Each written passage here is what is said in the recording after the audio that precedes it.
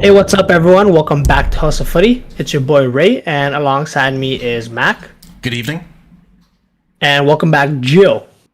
What's good, guys? And on today's podcast, we're going to be reviewing some midweek action in Europe before we look ahead to this weekend's EFL Cup Final and the EPL games for Matchday 25 of the Premier League. Before we get into it, don't forget to follow us on our social medias, both on Twitter and Instagram. Our handle is @house_of_footy. Also, don't forget to rate, review, and subscribe to us. We are on both Spotify and YouTube. Lastly, feel free to get in touch with us via email. We love hearing from you guys, and we want you guys getting involved. Our email is houseoffooty@hotmail.com. But yeah, let's dive straight into the action, European action. And we have to start here. Liverpool 2, Real Madrid 5. Mac, at this point, are you still not enjoying the Champions League? Yes, but no. You know what I mean? Come on, why you gotta do this? Why you gotta put me on the spot like this? It's not fair. Hey, that was a crazy beginning. Who would have? We were just talking about this before we started recording. Who would have thought there would be 3 goals inside 21 minutes? Wild. 2 quick ones from Liverpool. Firstly, the flick by Nunez, and then the one of 2 goalkeeping mistakes made by Real Madrid goalkeeper Courtois. Salah converts that, and then before even 22 minutes, Vinicius gets a goal for Real Madrid with a good finish just inside the box. And at this point, everything's going crazy, Mac, but I think it's fair to say Liverpool did start the better team. Slippery game all around, players making mistakes, high pressing everywhere. What did you think of that, Mac? I think overall it was just kind of chaos, and it was in a lot of different ways. And it was who's going to be able to kind of calm down, understand their role, and kind of be able to take advantage of those mistakes. And between these 2 teams right now, understand, yes, Real Madrid aren't on the greatest run of form in La Liga, but in the Champions League, this is their bread and butter. This is what they do. They understand this type of competition, cup competitions, and they're very comfortable, whereas Liverpool are much more of a shakier side. So it really was not...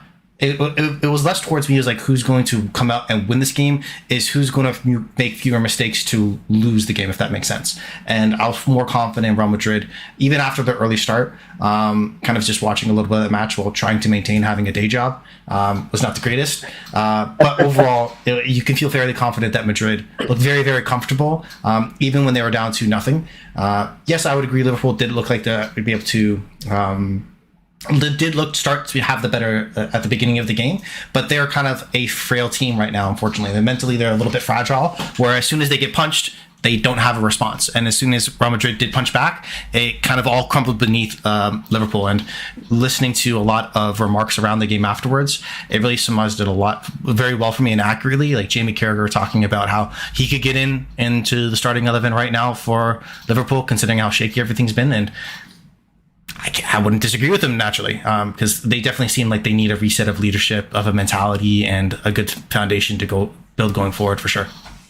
And not to discount them out of this tie already, but should we discount them out of this tie already? Like that, I think that's the real question. That is definitely something we can discuss a little bit more, but just wanted to go back to sort of what took place in the first half leading to the second half. Obviously, it was 2-2 by halftime. It could have gone 3-1 for Liverpool. Nunez would have go with a chance, goal cleared off the line by Militao. And then also, with the game being tied 2-2, goalkeeping mistake by Alisson from back pass by Gomez. And then right before halftime, Rodrigo gets in a chance. The square ball to him cleared off the line by Robertson. It could have been 3-2 for each team, but second half, it really showed Gio the quality that Madrid have, the know-how to control games, and even when you're down, just the mentality to be able to come back, play your game, and bring the team back. It really showed with sort of the way they opened the scoring in the second half and how they carried on throughout the game. What did you think, Gio? Yeah, I mean, there's a lot of clips going around of Karim Benzema, kind of rallying the boys after they were down early. And that's the type of, kind of leadership that I think Liverpool was lacking. There was nobody really just rounding up the boys, giving them a quick little pep talk at the line, and just to get the boys going. And Real Madrid understands. I think Karim Benzema understands the most is that they've been down before in more, in tighter matches. One recently against Man City. That was a huge one. So they haven't been played. They haven't played. It's not like they haven't played down before. And this is playing down against a team whose defense is very shaky. We can tell by the the free kick by Modric into the box. Trent just let Militao walk right through him. So that was shaky. Liverpool just don't have an answer. Like, they start off hot, but they just can't hold a game down. Just a quick little story. At work, I was telling my friends, you guys want an easy lock today, boys? It's a Napoli and Real Madrid parlay. Both money lines. And I told them that. I was very firm on that. They're like, who? And I'm like, Napoli and Real Madrid. When Liverpool went up 2-0, I got a lot of text messages, let me tell you that. But then I said, relax, it's Real Madrid. And it's Liverpool. So they came back. It was exciting, especially for neutral, so many goals. Some of better quality than others, but still a very fun match to watch if you're a neutral.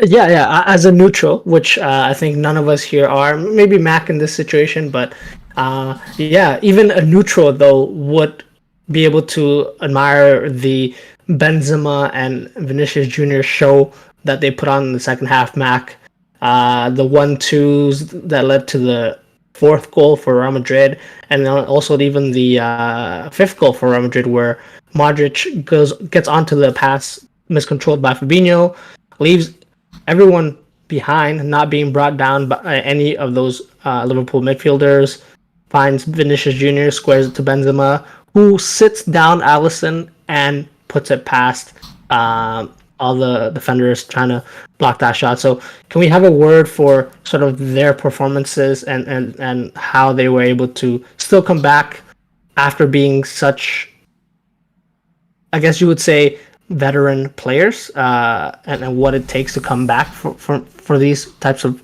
games?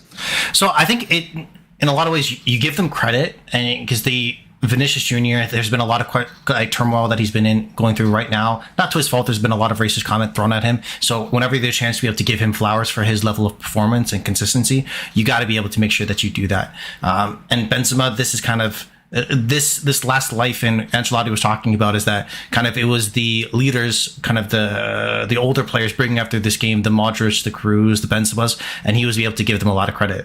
On the other side of the coin, though, I do look at Fabinho individually as a player, and I don't know if there's been a worse drop off in, let's say, a year of a player in quite a long time from him individually. So it's tough for me at one aspect to be able to give so much credit to Real Madrid when I have so many questions for Liverpool. So it kind of goes both ways. You still want to give them their flowers, and it's due, but this, I feel like, just kind of accelerates and exacerbates a lot of the questions we've been asking about Liverpool this entire season. Okay, well, we saw Gio ovations for Benzema and Modric after they came off, but I guess to answer Mac's question, is there a chance for Liverpool to come back in this tie, or like Max said, this might be a positive thing for Liverpool as they are trying to sort of climb their way back into the top four.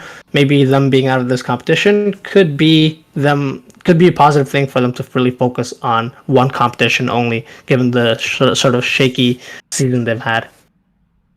Yeah, no, I think Mac's correct on this one. I think they should find a way to get out of this competition early. Maybe just don't even show up for the next game. They call that a forfeit these days, right? So, no, I don't think they have a chance. I don't even think Klopp thinks they have a chance, based on his post-game interview. He just sounds so defeated at this point. Save that man, get him out of that competition, and just focus on the league, because you need to get back into this competition, and the only way is making the top four. Can I see them, going on a miracle run? Absolutely not. I think their defense, again, just lets them down time and time again. It's definitely a problem they have to address, and not to bring in new players per se. I think they've had a lot of these players throughout, their great run of forms. So I think it's a mentality thing. They need to just have a mental reset, and just try again next year, man. I guess same question to you, Mac. Liverpool are facing Crystal Palace away this weekend. What do you give them for a chance to get a positive result here? I don't. For this Liverpool team, until it's the end of the year, I'm always going to give them the benefit of the doubt to a lesser degree, to a certain extent in comparison to Manchester City. Where if Manchester City's within any game in any tie, or in the league, you're always going to give them benefit until they're kind of mathematically out of it. Liverpool, I very much kind of compare the season to their, I think it was the 2020-21 season, in which towards the end of the year, this is the year after 2 years ago, prior to that, in the 2019 season, they won the Champions League and then went on to win the Premier League and have deep run in a lot of different competitions. And they needed a year really to reset, where they kind of had to go on that kind of late season run. From March 15th, I think they were in like 6th or 7th in a similar position there. For March 15th to the end of the season, they they were undefeated, winning 8 of 10 games, and kind of vaulted themselves back into a third place position, to which then they were able to reset and have the year that they did last year. So obviously is that a one-off? Quite potentially, but they have it within the core of this team, has been there and done this before. The question will be is there enough kind of gas left in the tank for some of these players? And I think even more so, kind of the way that Klopp is talking, do they have the willpower to put in the effort and to have the mentality to be able to go on a run like that? Because that's will be what's required.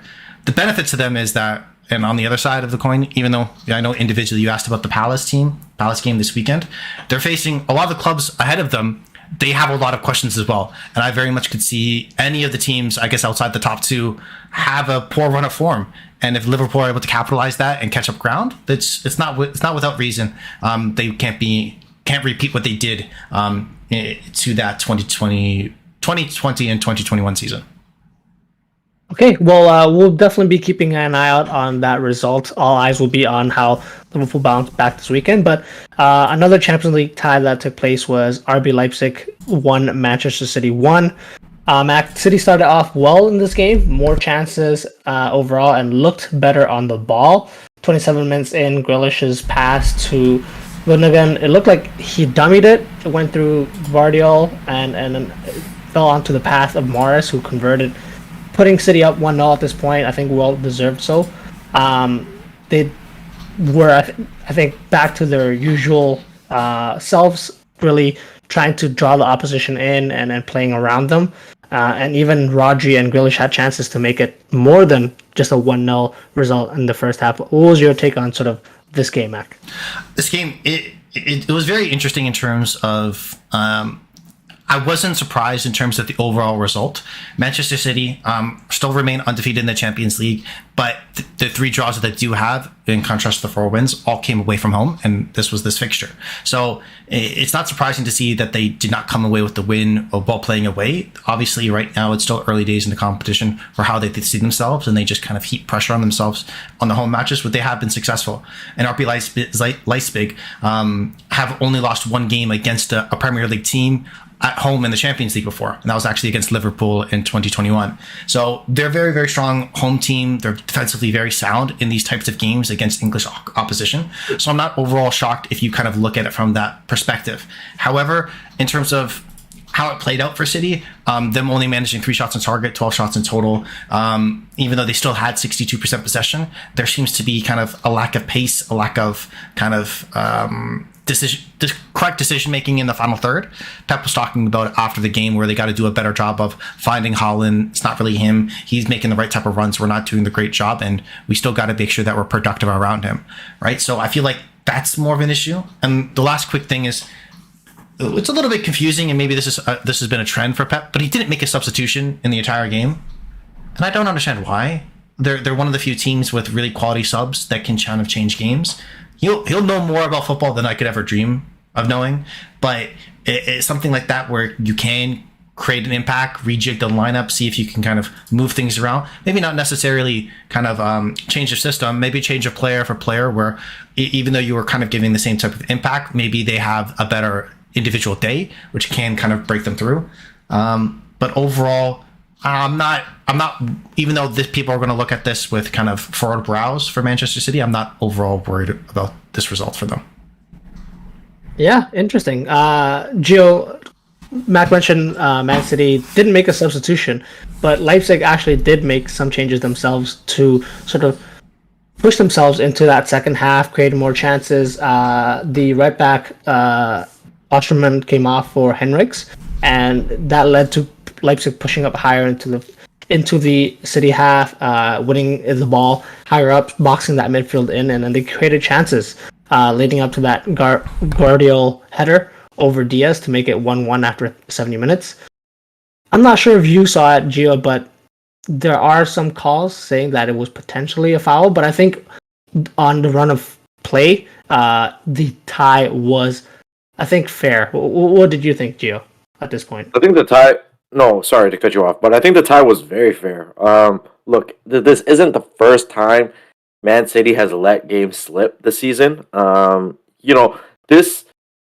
This whole dropping points business or letting games slip very late into the game, might be the thorn in their back all year. It's gonna be that what if we didn't let that game slide or didn't let that game slide. Although they still have a second leg to play, City should because of the quality they have and the quality they bring, they should be disappointed that they didn't close out the game. So yeah, no, I think City need to come back, not only in the Champions League but in the Premier League, more focused and more hungry, if they want a shot at not only the Champions League but the Premier League as well. Yeah, for sure. I think it's important to note that a lot of the game changed when Christopher Nkunku came on as a sub. He created a lot of problems for City. A very direct runner with pace and can create his own goal. Mac, is this a concern for City? I know you mentioned that not necessarily a big concern for City as they have the game at home, but given the fact that if they don't get off to a good start, and you throw in a player like Nkunku who could provide problems, do you see that potential be a banana slip in their game in the return fixture? Absolutely, there's potential for them to be able to kind of slip up, make a mistake, and lose the game. 100%. Any game that they can go into, they can theoretically lose. However, of course, I think the odds are not in the favor for that to happen. I think heavily so.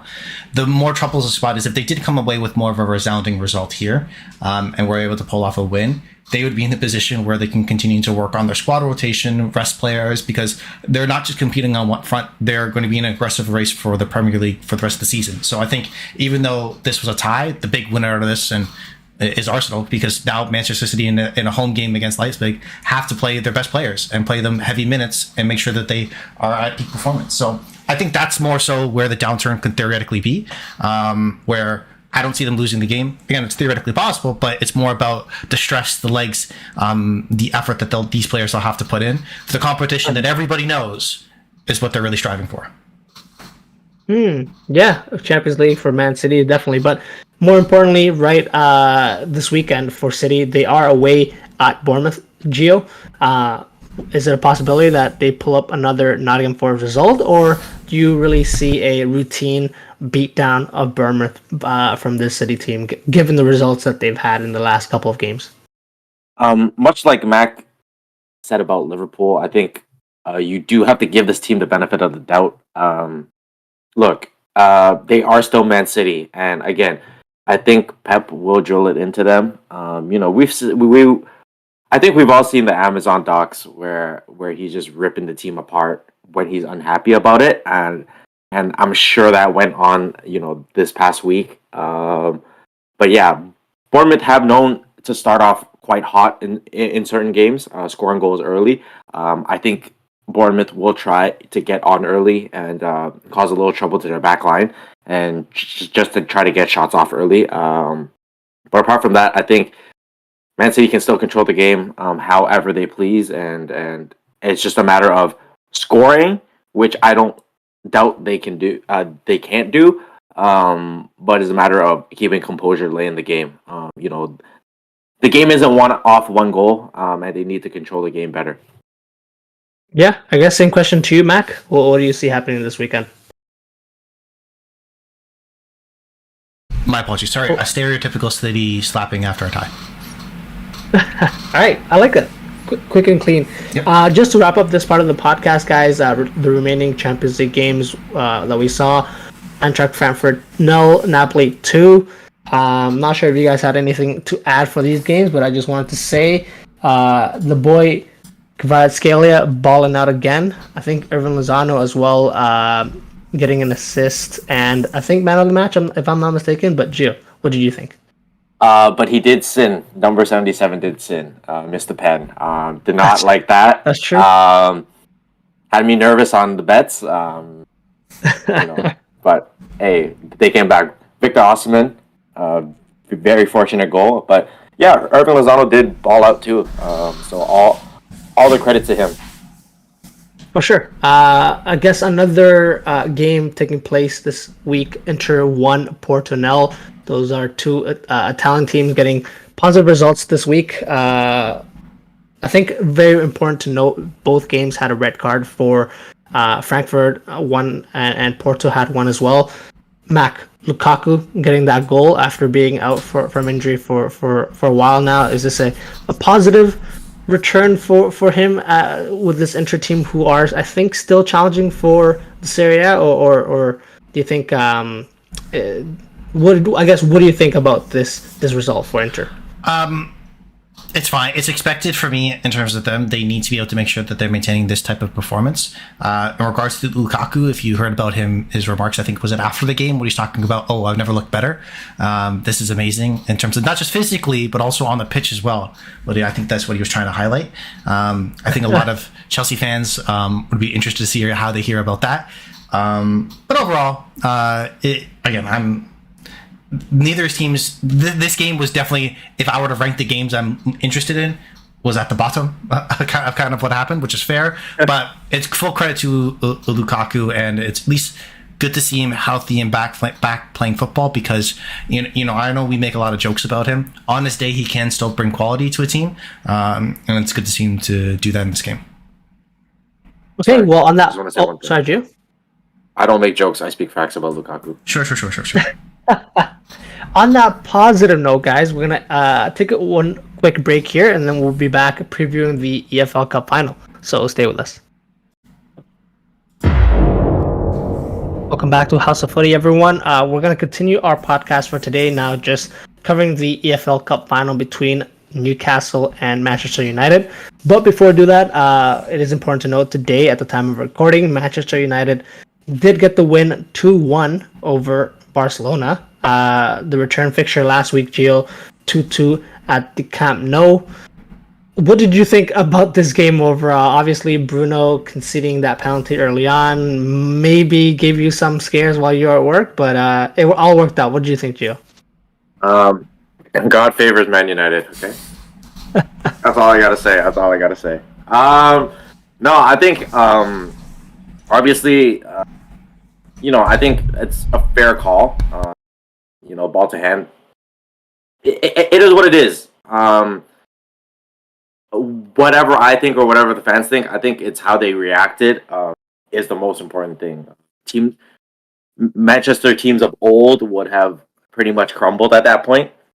But obviously, like a lot of the players said, whether it's for the television or not, they got a nice talking to by ETH at halftime, and they came back out like a completely different team. And it's hard to argue that there would be another man of the match, and I think it should obviously be the one and only Federico. That boy is something else today. Holy, talk about a tale of two halves. But no, I think he played great.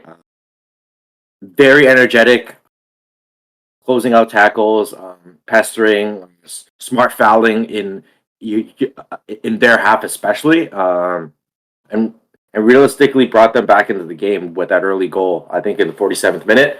And then, and then obviously another Brazilian doing his thing. All I can say is roar. If you know, you know. Classic celebration at this point. But yeah, I thought it was a very great game, especially when Bruno kicked the ball into Frankie de Jong's stomach. Loved it. Loved every second of it. I guess, Mac, is it fair to say Barcelona were slightly better team in the first half, and then given the changes, Man U did show their ability to come back and sort of their run of form and how that's played into effect to sort of their performances even late into these games where they're conceding the first goal. What did you think, Mac? Absolutely, you have to say Barcelona in the first half were the much better team, and they would be disappointed probably not coming out with a bigger distance in terms of a goal tally entering into the second half. But I do think that you want to be able to give, like I said, a lot of flowers. You want to be able to give a lot of credit to Ten Hag in terms of his consistent ability to readjust his game plan, put people in a position to be successful, and for him to put faith in certain players to be able to perform very, very well.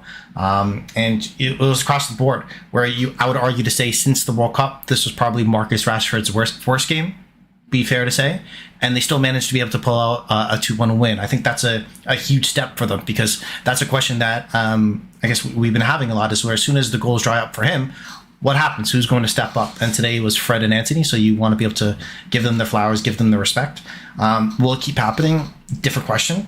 I do think, though, you have to question Xavi from Barcelona, because him as the manager, just as much as we all have recognized in terms of how there has been a kind of a first half to second half, kind of a two-faced approach to a lot of these Manchester United performances, where first half very poor, second half excellent, make a change, make an adjustment, and be ready for it. Barcelona just came into the second half and took a deep breath and really weren't energized into the game. And I would argue kind of led in a goal that, if they were ready for or approached in the correct way, wouldn't have happened. So from their side, they have to look at themselves very negatively, because it's something that you could easily expect if you've been watching Manchester United over these last couple of weeks, especially since after the World Cup. So I give a lot of credit to Manchester United, and you have to give a lot of blame to Barcelona there. I do think, though, I think this does cement that Gio, because we have talked about your two favorite teams here, Manchester United and Real Madrid. I think this does cement right now Man U are better than Real Madrid, because Barcelona are playing better than Real Madrid in the league, and Manchester United beat Barcelona. Is that how it works? Just want to make sure. I can say you got to be happy right now overall. So I just want to make sure that is that fair to say? Honestly, it's been a great week of football for me. I can't argue that. I can't argue that. God's favorite teams, I say. That being said, it could be a very, very, very good week of football if Man U win their upcoming game against Newcastle, obviously in the EFL Cup Final. They finished their first game this season 0-0 back at Old Trafford. Obviously, we know now Nick Pope won't be playing in that game. He's suspended. And also, I think Dubravka is cup tied to Man U, so he won't be playing.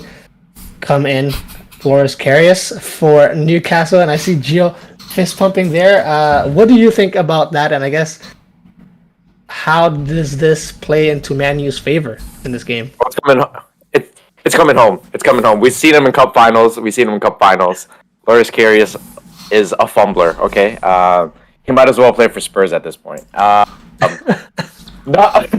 Sorry. But not to be overconfident, I think they have a very good chance. Obviously, coming off a great win against Barcelona, and it's a quick turnaround.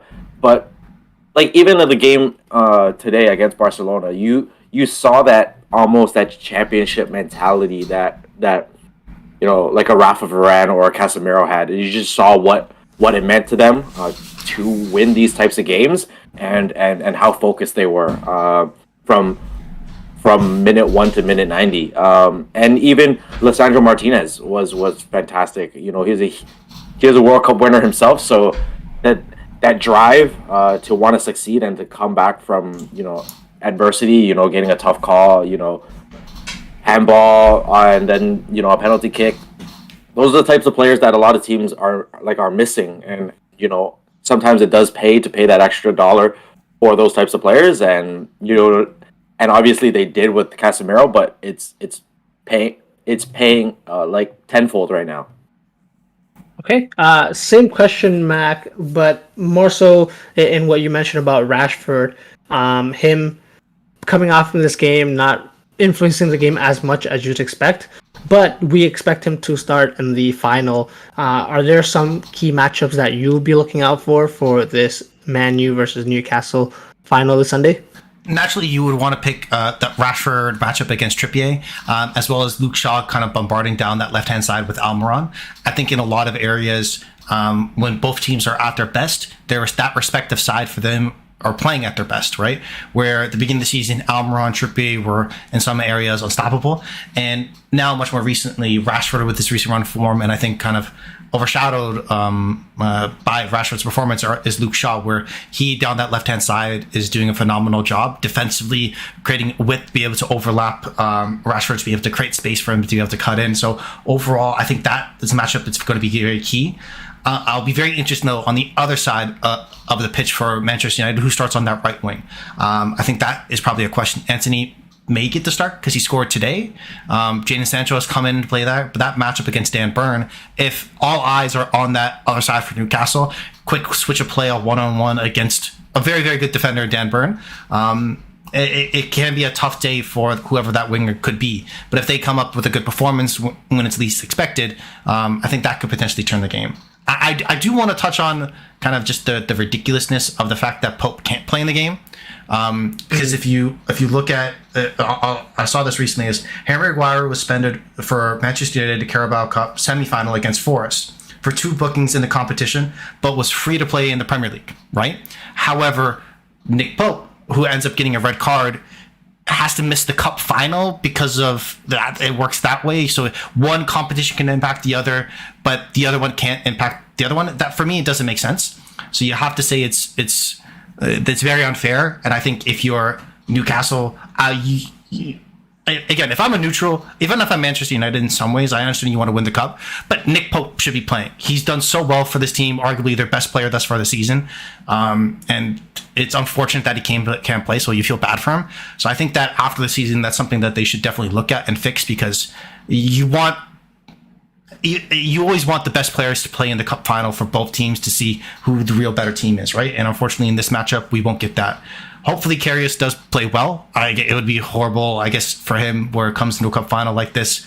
But if he comes up and stands on his head, this may be an all-time performance of all-time performance, one of the greatest turnarounds in football, theoretically, right? In such a short time period. Theoretically. Again, Gio's laughing, Ray, you're laughing, I understand. But whoa. All right, hey, if you're on YouTube, you saw what I saw. But I think for them, though, it is an opportunity for him to kind of pull a rabbit out of a hat and change a lot of kind of people's thoughts about him. Again, who knows? So hopefully it is that case. I just hope that he plays well, and hope that we get a game. And I still feel bad for Nick Pope, though. I agree, completely agree. To affect the final, it is quite. I quite don't understand it. I think at that point where you reach a final, everything should be erased up before the final on that same competition. So if there's another competition, it shouldn't really affect it, unless you obviously picked up a red card in the game previous to the final, in the semi-final. So yeah, I agree with that. But I guess Gio, for you as well, give us your prediction. I think you are quite confident right now with the run of form that Man U are in, and you should be able to put this game away and get the result. What are your final predictions for this game?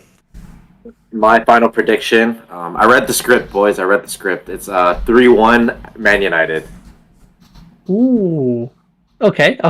I'm a little bit wary about that because obviously Liverpool played in the last EFL Cup final against Chelsea. Quite a entertaining game, but it ended up 0-0. And it tends to be quite slow for cup games, especially in the finals where neither team wants to make a mistake, and especially with Newcastle, who are a very, very good defensive team. Haven't scored quite a lot, but obviously have conceded, I think, the fewest goals in the Premier League thus far. And so I'm a little bit more concerned about the goals and how they'll come. I think this game might go into extra time. Extra time might be where the game is decided, and I think I'm going to lean for a Man U win in extra time. What do you think, Matt? What is your prediction for the final result? I was going to go for the exact same thing, actually. I was thinking this is going to be a cagey game. I think both teams throughout the season, they do have moments they're a little bit erratic, I guess, in some ways, where they do pick up the pace a little bit more. I think both teams will go into this game trying not to lose the game in the first half, so we're probably going to have a cagey start. I would be shocked if there's more than 3 goals in this game. I think if either team wins, it might be a 1-0 or a 2-1 result. If not, we're getting pens. So I think this is going to be a long, dragged out game. And I think it's obviously, I know this might be easy to say. Whoever scores the last goal will win the game, obviously, because that very well could be the first goal. So that's kind of what I think will come out. I do edge Manchester United a little bit because I do trust their abilities to be able to put a ball into the back of the net more than I trust Newcastle's. But I think this game has the potential to be very, very close, and it's going to be decided by the margins. I do though hope it's just at least I hope there are good opportunities. I hope both teams, like I said, even though I think we'll come out not to lose the game, I think that if we can have a little bit more open play in a cup final, I think it would be very, very exciting. And as a neutral, that's what I would want to see. Okay, obviously, Mac, you and I both agree, but Gio, obviously, we want goals to take place. We just don't think it'll happen, and so we'll definitely be keeping an eye on that. I just want to say one thing. Life's too short to bet the under, boys. So, to everybody listening, bet the over. We don't gamble. We don't gamble. What are you doing? This whole entire podcast, you're like, you know what? Hey guys.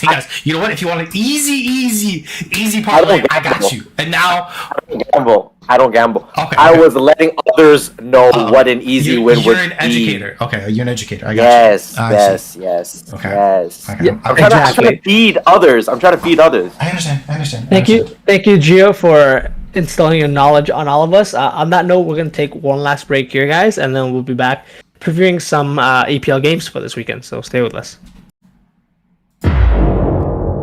Welcome back to House of Footy, guys. We are going to finish off today's podcast previewing the match day 25 Premier League games. The big one, Tottenham versus Chelsea. Gio, I think you'll be very, very excited for this game. Chelsea obviously coming off of that horrible result at home to last placed Southampton. We'll be looking to get a positive result here, but it's against Tottenham, who themselves just come off of a win, though it's still, I think there are some questions about this team. And let me just remind you guys, the reverse fixture tied 2-2 at Stamford Bridge on match day 2 of the Premier League. Kane tied it in added time, and I'm not sure if you guys remember that Conte and Tuchel handshake. Can you guys believe that happened this season? It feels like it's been so long since feels like that a different happened. life. But I know, exactly. It really does. But Gio, given that fact, what are your predictions for this game? I actually quite favor Chelsea on this one. Is it a shock? No, it's not a shock. That's the point. That's the street. Is it a shock? To be completely honest, but to be completely candid, I think Joao Felix will have a great another great game. I think he's had a string of great games with Chelsea.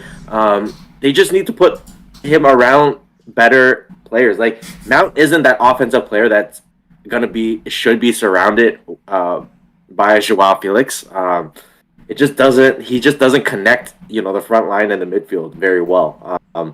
So I think, I think Joao Felix will get the ball and he will run against that line, and I think he'll do a great job of it. Because I don't trust Tottenham's back line. I think they're quite slow. I think they will easily get turned by Joao Felix, and and maybe even get burned by the pace of Mudryk. So I quite fancy Chelsea's chances in this game. Those are two very important players that I think a lot of people will be looking out if Chelsea were to get a positive result.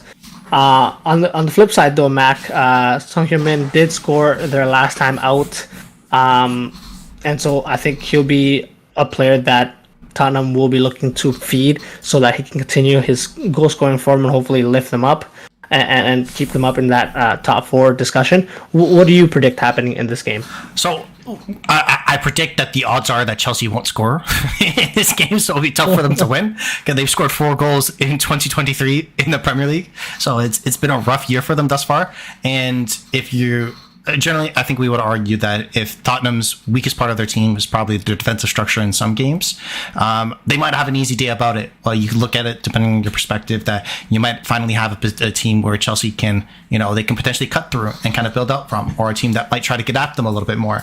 But I don't think Tottenham are going to play that way. I think they're going to probably be very conservative, very reserved, wait for their opportunities, and know that if they're just average defensively, it's going to be tough for Chelsea to bang in a couple of goals, and they should potentially be able to see out the game.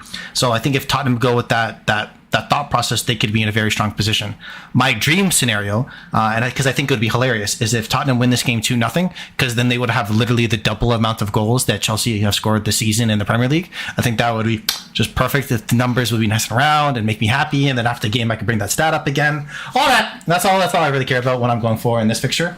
To be honest, if both teams could lose, I would take it, but one team has to win, and given the run of form, I'm going to lean towards Spurs, because they're the team, at the very least, I do trust to, on their day, if things do go well, and I know those are a couple ifs, that they can score a couple goals. Whereas Chelsea, there is literally no track record this season for any consistent offensive performance. And just in a game, one individual might be playing well, the other attacking front five have always been poor. So they definitely need this game a lot more than Spurs do. And theoretically, I feel like if Chelsea do lose this game, I think we're probably going to get the Potter X coming, I guess, around the corner. I think this is probably his last shake, no? That was my next question, actually. Gio, I know that you feel Chelsea might have a chance in this game, and I hope so as well. You know what? Chelsea, just go all out and try to get a win, I think, in this fixture, just because you need it. But should what Mac is predicting happen, and Chelsea do get the loss in this game, it looks like Potter's days are numbered. Gio, what do you expect for that? Do you think it will be Potter going soon? Does he get more time? Given the fact that they are currently 10th, if they do lose and Aston Villa get a win, I mean, I don't think they're going to make the 10-goal difference that they have on Aston Villa, but it could be that they are still further from even European positions in that top 5. So what do you think, Gio? I think it has to be a positive result. Points have to be earned in this game, or, I think Mac is correct. I think, the axe is around the corner. As much as they have come out publicly to sort of, back Graham Potter, I think they're feeling the pressure more than anything from the fans, and, they're starting to realize, maybe he isn't the right guy for the job. I think he has a lot on his plate. Maybe it's too big of a jump from Brighton to a Chelsea. Top. Normally a top 4 club in the Prem, and just a lot of talent and a lot of young talent at that. And I think you need quite an experienced manager to sort of kind of manage the dressing room as much as possible. So for his inexperience in terms of larger clubs in that scenario, I think. If it isn't a positive result, then Chelsea has to look elsewhere.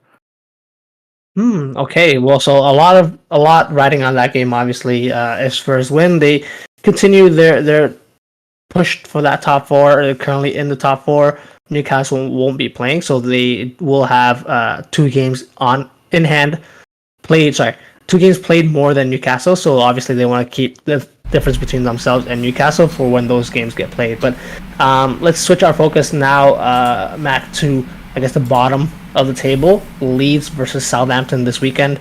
19th Leeds versus 20th Southampton. It's as bottom as we can go. And the reverse fixture actually finished 2-2 at Southampton earlier this season. A lot riding in this game, obviously. Winner will get 3 points, but also could pick themselves out of the relegation zone. West Ham will be facing Nottingham Forest at home. Who knows what could happen in that game? It could go either way, which means if West Ham do lose, they could, and either Leeds or Southampton win, they could leapfrog them there. Bournemouth facing Man City could be another loss as well. So very, very important for the winner of this game to to get all 3 points. So, what do you think will happen in this game, Mac? So I think I'm very worried in regards to Southampton's performance, even though you could probably, if you look at the recent form, they've played better thus far in like the last 5 games than Leeds, respectively, because they've at least picked up 2 wins against Everton and against Chelsea. But I think they and Leeds right now are still winless since match week 13, which was all the way back in November. So it's been a rough time going for them. The difference for me, though, is that I see a lot more fight in this Leeds squad, where if Leeds pick up an early 1 or 2-0 lead, I think Southampton crumbles, because they have the tendency to be able to do that. I feel like not enough players are really bought into the system in terms of kind of doing their job, putting in good performance, and kind of being there for each other. Whereas this Leeds team, I think on their day, still seem very unified, still seem to have a plan, still seem to have an approach. I understand the recent changes managerial-wise, not the greatest there, but I feel like on their day, they're much more consistent in the amount of effort that they give in minute to minute. So I'm much more faithful in regards to Leeds coming out and pulling out a result here than I am with Southampton. And I think even though just as happy as everyone in the Southampton fan base would have been in regards to last week's result, I think this week's result could theoretically just completely undo the progress that they made last week. Because if they do drop all 3 points against a relegation rival, then that's tough sledding, right? So I edge Leeds here by a couple goals. In fact, I think this could be finally a way that they turn around and pick up their 5th win of the season. I'll probably go Leeds 3-1 here if you would ask me. I think they'll bag in a couple of nice goals. Okay, if I'm not mistaken, actually right now both Leeds and Southampton are in search for a new manager. Mm-hmm. So not a lot of leadership up at top in this fixture for either team. But Gio, I guess same question for you. Out of Leeds and Southampton, who do you think can get the win, and where do you think the win will come from? I'm gonna have to side with Leeds, because I think I had Leeds getting out of the relegation zone and not getting relegated. So I'm gonna have to back the boys here. Let's go Team USA, America, baby. No, I just think they have a little bit more grit than that of Southampton. I think Southampton, over the months have relied on, James Ward-Prowse. Unless a goal is coming from James Ward-Prowse, it kind of seems like they struggle to even, get the ball into the box and, attempt a shot for that matter. And I do think, the pacier, side that is Leeds will take advantage of, Southampton's sloppy play. If you watch any other games, it doesn't look all that great. So, yeah, I will side with Leeds on this one. And I think they will win. It will be a tight game. I think they'll win 2-1. Okay, yeah. I mean, with Southampton's run of form, Chelsea win really came as a shock to all of us. And so, that being said, I don't think they've really scored many goals in their last couple of games. Haven't scored against Brentford, didn't score against Aston Villa, Newcastle in the Cup, just a couple of their most recent results. And so that leads me to believe them not being able to keep clean sheets or score. Leeds, I think, just out grits them, like you said, Gio, with a couple more players that will, I think, show more on the day of the game. A little bit more in terms of quality as well, with, as we saw, Nyonto for Leeds against Manchester United. I think these types of games will really show who, it's kind of cliche, but who wants it more. And the Leeds players just seem to me that they got that little bit more to their game than for Southampton. So unfortunately for them, I do think Leeds will win it. It will be tight, but I think it might be a 1-0 win for Leeds. So yeah, on that note, guys, this concludes our podcast for today. If you like what you heard, please like and subscribe to us on our social medias. That's at @houseof_footy. If you have any comments, suggestions, or general banter, feel free to get in touch with us via email as well, houseoffooty@hotmail.com. The next time you hear from us will be Tuesday, when we review the EFL Cup Final and match week 25 of the Premier League. On that note, thank you, Mac. Thank you. Thank you, Gio. Let's go United. And thank you guys for listening.